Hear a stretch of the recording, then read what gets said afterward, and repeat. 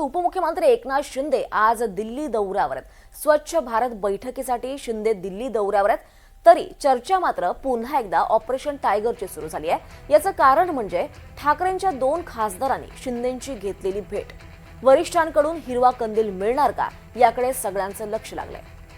उपमुख्यमंत्री एकनाथ शिंदे यांनी आपल्या नियोजित दिल्ली दौऱ्यासाठी खासगी विमानाऐवजी एअर इंडियाच्या प्रवासी विमानातून प्रवास करत काल दिल्ली गाठली आहे।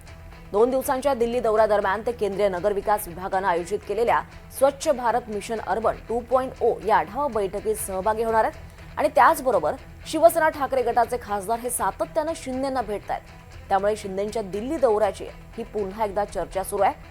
ऑपरेशन टायगरची चर्चा या निमित्तानं सुरू झाली आहे।